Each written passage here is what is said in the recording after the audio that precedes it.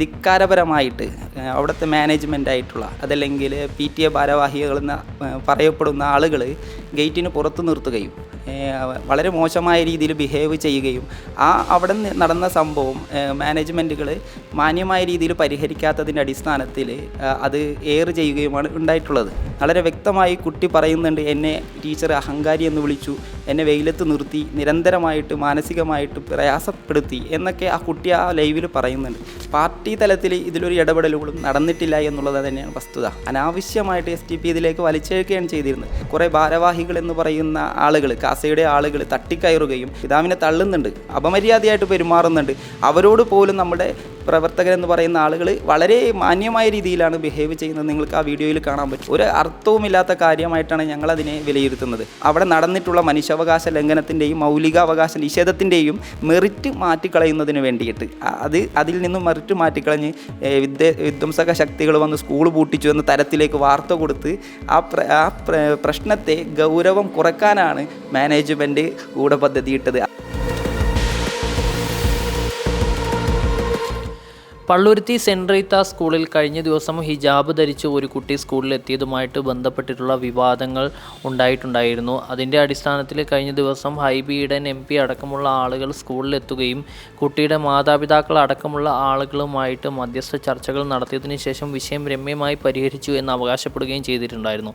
എന്നാൽ ഇതിന് ശേഷം പിന്നീട് ഇപ്പോൾ ഇന്നലെ കുട്ടിക്ക് അനുകൂലമായിട്ട് വിദ്യാഭ്യാസ വകുപ്പിൽ നിന്നും വിധിയുണ്ടാവുകയും കുട്ടിക്ക് ഹിജാബ് ധരിച്ച് സ്കൂളിലെത്താമെന്നും എന്നാൽ തന്നെ ഹിജാബിനുള്ള പാറ്റേൺ സ്കൂൾ അധികൃതർക്ക് തീരുമാനിക്കാമെന്നുള്ള ഒരു നിർണായകമായിട്ടുള്ള ഒരു ഉത്തരവ് വിദ്യാഭ്യാസ വകുപ്പിൽ നിന്ന് ഉണ്ടാവുകയും ചെയ്തിട്ടുണ്ടായിരുന്നു.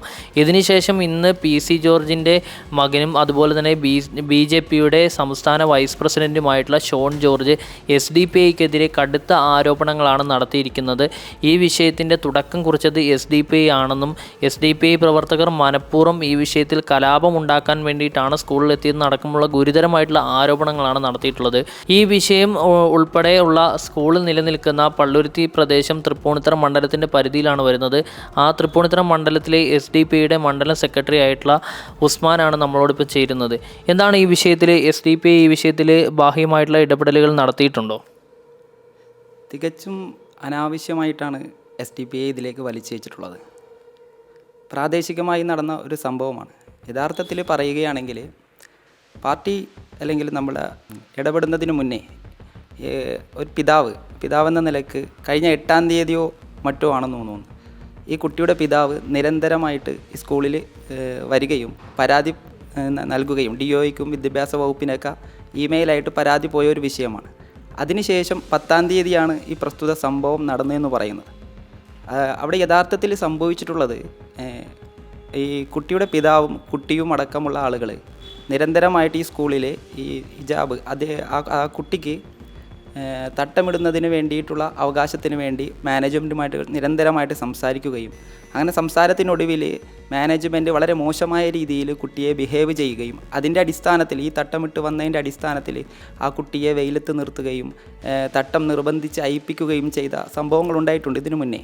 അങ്ങനെ ഈ സംഭവത്തിൻ്റെ തുടർക്കഥയെന്നോണം അവസാനം ഈ കുട്ടിയുടെ പിതാവ് അദ്ദേഹത്തിൻ്റെ സുഹൃത്തിനോട് പറയുകയാണ്, ഇങ്ങനെയൊക്കെ ഒരു സംഭവമുണ്ടായി. ഈ സുഹൃത്ത് നമ്മുടെ ഒരു പ്രവർത്തകനായിരുന്നു.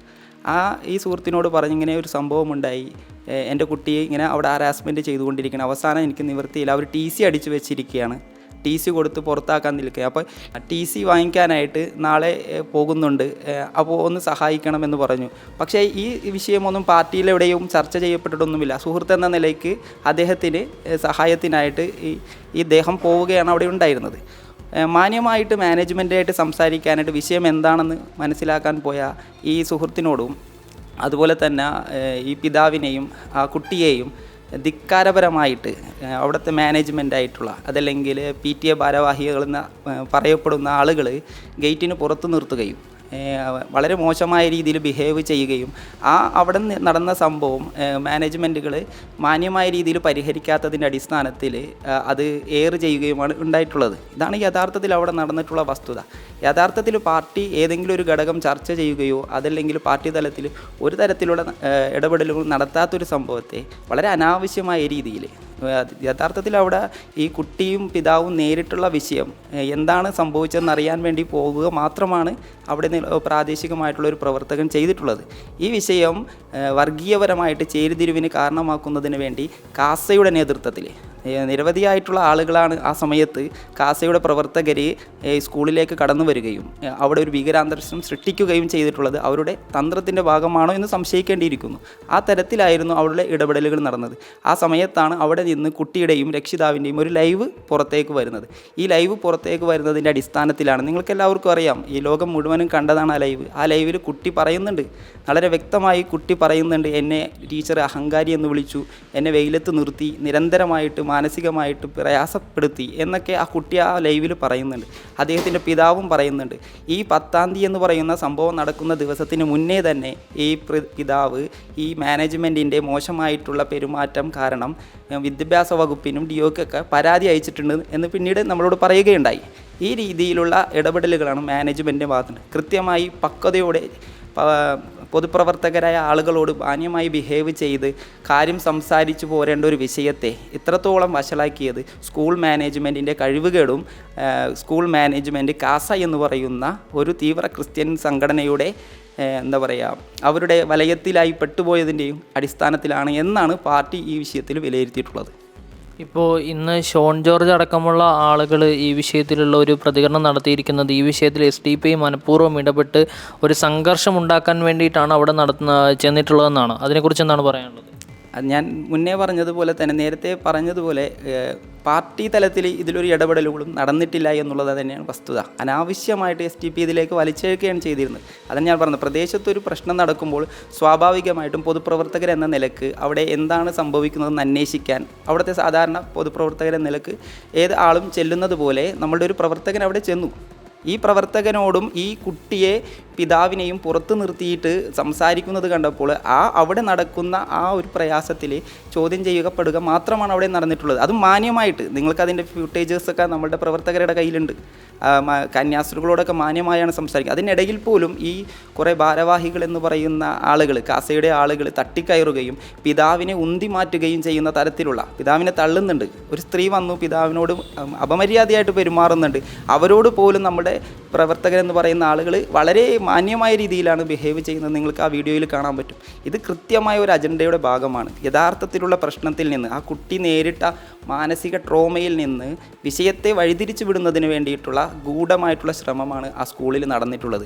അങ്ങനെ അവധി കൊടുക്കേണ്ട യാതൊരു കാരണവും സ്കൂളിനുണ്ടായിരുന്നില്ല. പിന്നീട് 2 ദിവസം, അതായത് വെള്ളിയാഴ്ച സംഭവം കഴിഞ്ഞതിന് ശേഷം ശനിയും ഞായറും കഴിഞ്ഞു. അവിടെ ഒരു സംഭവം നടന്നിട്ടില്ല. ആ സ്കൂളിനെ കേന്ദ്രീകരിച്ച് ഒരു മാർച്ചും നടന്നിട്ടില്ല. പക്ഷേ SDPIയുടെ പേരിൽ വ്യാപകമായ പ്രൊപ്പഗണ്ടയാണ് അവിടെ നടന്നത്. SDPI സ്കൂളിലേക്ക് മാർച്ച് സംഘടിപ്പിച്ചു എന്ന് പറഞ്ഞു. ഞാൻ വെല്ലുവിളിക്കുകയാണ്, ഏതെങ്കിലും ഒരു മാർച്ചിൻ്റെയോ ഏതെങ്കിലും ഒരു പ്രതിഷേധത്തിൻ്റെയോ പാർട്ടിയുടെ പേരിലുള്ള ഏതെങ്കിലും ഒരു പ്രതിഷേധത്തിൻ്റെയോ ഒരു ഫുട്ടേജ് ഇവരെല്ലാവർക്കെങ്കിലും സമർപ്പിക്കാൻ സാധിക്കുമെന്ന് ഞാൻ വെല്ലുവിളിക്കുകയാണ്. തൃപ്പൂണിത്തറ മണ്ഡലം സെക്രട്ടറി എന്ന നിലയ്ക്ക് ഉത്തരവാദിത്വ ബോധത്തോടു കൂടി പറയുകയാണ്, പാർട്ടി ലേബലിൽ അവിടെ യാതൊരുവിധ പ്രതിഷേധവും സംഘടിപ്പിച്ചില്ല. ഇത് വ്യക്തമായ ഗൂഢാലോചനയാണ്. അതാണ് ഞാൻ നേരത്തെ പറഞ്ഞ ആ കുട്ടിയും പിതാവും ആ മാതാവും നേരിട്ടിട്ടുള്ള യഥാർത്ഥ പ്രശ്നത്തിൽ നിന്ന് വഴിതിരിച്ചു വിടാനായിട്ട് ഗൂഢശക്തികൾ നടത്തിയിട്ടുള്ള വളരെ ആസൂത്രിതമായിട്ടുള്ള, ഞാൻ എടുത്തു പറയുന്നു, കാസ പോലെയുള്ള തീവ്ര ക്രിസ്ത്യൻ വിഭാഗങ്ങളുടെ ഒരു പിന്തുണയോടെ, ഇതിപ്പോൾ ജോഷി കൈതവിളപ്പിൽ എന്ന് പറയുന്ന ആളുടെ Facebook ID നിങ്ങളൊന്ന് പരിശോധിച്ച് നോക്കുക. പൊതുസമൂഹം പരിശോധിച്ച് നോക്ക്. ഒരു മാന്യനായ ഒരാൾക്ക് ചേരാത്ത ഒരു പ്രസിഡന്റ് സ്ഥാനത്ത്, ഒരു PTA പ്രസിഡന്റ് സ്ഥാനത്ത് നിന്ന് ചെയ്യാൻ പറ്റാത്ത അത്തരത്തിലുള്ള പ്രവൃത്തി ചെയ്യുന്ന ഒരു മനുഷ്യനാണ് അദ്ദേഹം. അദ്ദേഹത്തിൻ്റെ Facebook ID നോക്കുക. ആ ഡിവിഷൻ മൊത്തം തീവ്രവാദികളാണ് എന്ന് ചിത്രീകരിക്കുന്ന പോസ്റ്റുകളും നിരന്തരമായിട്ട് വർഗീയത മാത്രം പറയുന്ന ഒരു Facebook ID-യുമാണ് ആർക്കുള്ളത്? ഈ ജോഷി കൈതവിളപ്പിൽ എന്ന് പറയുന്ന PTA പ്രസിഡൻ്റ് ഉള്ളത്. ഈ രീതിയിലാണ് അവിടുത്തെ കാര്യങ്ങൾ നടന്നുകൊണ്ട് ഈ PTA പ്രസിഡൻ്റ് അടക്കമുള്ള ആളുകളുടെ വലയത്തിൽ പെട്ടിട്ട് സ്വന്തമായി തീരുമാനമെടുക്കാൻ പറ്റാത്ത ഒരു മാനേജ്മെൻറ്റായിട്ട് റീത്ത സ്കൂളിലെ മാനേജ്മെൻറ്റ് മാറിയിരിക്കുന്നു എന്നുള്ളതാണ് വസ്തുത. ഇപ്പോൾ ഇന്ന് ഷോൺ ജോർജ് പറഞ്ഞിരിക്കുന്ന മറ്റൊരു ആരോപണം എന്ന് പറയുന്നത് ഈ പ്രദേശത്ത് നിരന്തരമായിട്ടുള്ള തീവ്രവാദ സ്വഭാവമുള്ള റെയ്ഡുകൾ അടക്കമുള്ള കാര്യങ്ങൾ ഉണ്ടായിട്ടുണ്ട്. ഈ പ്രദേശത്തുള്ള ആളുകളെ മൊത്തം ഒരു അടച്ചാക്ഷേപിക്കുന്ന രീതിയിലുള്ളൊരു പ്രതികരണമാണ് ഷോൺ ജോർജ് നടത്തിയിട്ടുള്ളത്. അതിനെക്കുറിച്ച് എന്താണ് പറയാനുള്ളത്?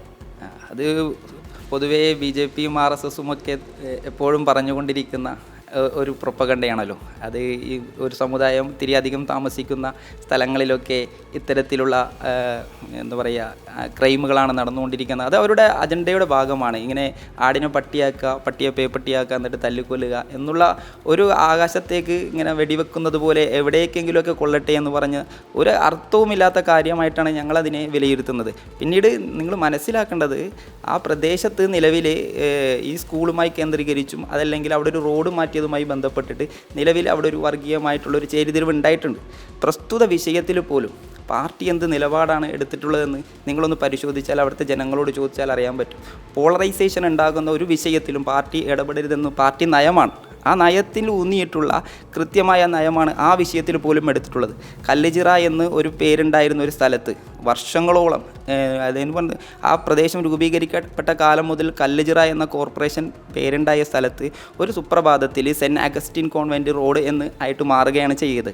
ഈ സെൻറ്റ് അഗസ്റ്റിൻ കോൺവെൻറ്റ് റോഡ് എന്ന് വരികയും അത് എവിടെയും ചർച്ച ചെയ്യപ്പെടാതെ, ഒരു ജനാധിപത്യ വ്യവസ്ഥിതിയിൽ ഒരു വാർഡ് സഭയിലോ ഒരു ഗ്രാമസഭയിലോ എവിടെയും ചർച്ച ചെയ്യപ്പെടാതെ പെട്ടെന്നൊരു പേരുമാറ്റം സംഭവിക്കുകയും ആ പേരുമാറ്റവുമായി ബന്ധപ്പെട്ട് പ്രദേശവാസികളായിട്ടുള്ള ആളുകൾ, അതിലെല്ലാ മതവിഭാഗക്കാരുമുണ്ട്, നിങ്ങളത് ശ്രദ്ധിക്കണം, എല്ലാ മതവിഭാഗക്കാരുമുണ്ട്. ആ സ്കൂളിൻ്റെ പരിസരത്തുള്ള പ്രദേശവാസികളായ ആളുകൾ മുഴുവൻ ഈ വിഷയത്തിൽ ഒരു ആക്ഷൻ കൗൺസിൽ ഉണ്ടാക്കി അവിടെ പ്രതിഷേധം സംഘടിപ്പിച്ചു. ഇപ്പോഴും ആ പ്രതിഷേധത്തെ പോലും വർഗീയവൽക്കരിച്ചുകൊണ്ട് കാസ എന്ന് പറയുന്ന സംഘടനയുടെ നേതൃത്വത്തിൽ വൻതോതിലുള്ള വർഗീയ വിദ്വേഷമാണ് അവിടെ പ്രചരിപ്പിച്ചത്.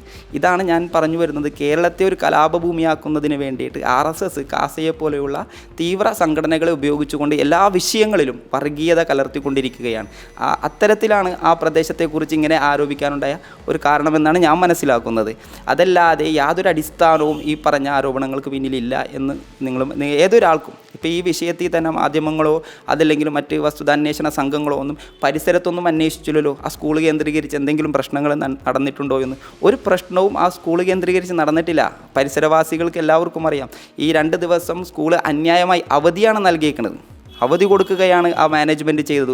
ഒരു പ്രതിഷേധവും അവിടെ ഇല്ലാതിരിക്കെ തന്നെ അവധി കൊടുത്ത് അവിടെ നടന്നിട്ടുള്ള മനുഷ്യാവകാശ ലംഘനത്തിൻ്റെയും മൗലികാവകാശ നിഷേധത്തിൻ്റെയും മെറിറ്റ് മാറ്റിക്കളയുന്നതിന് വേണ്ടിയിട്ട് അതിൽ നിന്നും മെറിറ്റ് മാറ്റിക്കളഞ്ഞ് വിധ്വംസക ശക്തികൾ വന്ന് സ്കൂൾ പൂട്ടിച്ചു എന്ന തരത്തിലേക്ക് വാർത്ത കൊടുത്ത് ആ പ്രശ്നത്തെ ഗൗരവം കുറയ്ക്കാനാണ് മാനേജ്മെൻറ്റ് ഗൂഢപദ്ധതി ഇട്ടത്. അതിൽ ഒരു പരിധി വരെയും അവർ വിജയിച്ചു എന്ന് വേണം നമുക്ക് മനസ്സിലാക്കാൻ സാധിക്കുന്നത്. ഇപ്പോൾ ഈ ഒരു വിഷയത്തിൽ നിങ്ങൾക്ക് എന്താണ് ഇനി പൊതുസമൂഹത്തോട് പറയാനുള്ളത്? ഈ ഒരു വിഷയത്തിൽ നിങ്ങളുടെ നിലപാടായിട്ട് എന്താണ് പറയാനുള്ളത്?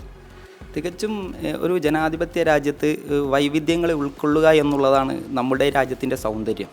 അപ്പോഴാണ് ഇന്ത്യ സുന്ദരമായിട്ടുള്ളത്. യഥാർത്ഥത്തിൽ ആ കുട്ടിക്കും ആ പിതാവിനും അർഹമായിട്ടുള്ള അവരുടെ മതവിശ്വാസം അനുസരിച്ച് ജീവിക്കാനുള്ള ഒരു സ്വാതന്ത്ര്യം ലഭിക്കുകയാണ് വേണ്ടത്. അത് ന്യായമാണ്. പക്ഷേ അതിൻ്റെ പേരിൽ ആ കുട്ടിയും ആ പിതാവും അനുഭവിച്ചിട്ടുള്ള ട്രോമയ്ക്ക് തുല്യമായിട്ടുള്ള, അതല്ലെങ്കിലും വളരെ മാനസികമായിട്ടുള്ളൊരവസ്ഥ അവർ കടന്നു പോയിട്ടുണ്ട്. അതിൽ അവർക്ക് ഇപ്പോൾ നിലവിലുള്ള വിദ്യാഭ്യാസ വകുപ്പിൻ്റെ ഇടപെടൽ അത് ശാഖനീയമാണ്. അത് നടപ്പിലാക്കാൻ ഇവിടെയുള്ള ഗവൺമെൻറ്റുകൾ തയ്യാറാകണമെന്നാണ് പാർട്ടി ഈ വിഷയത്തിൽ നിലപാടെടുക്കുന്നത്.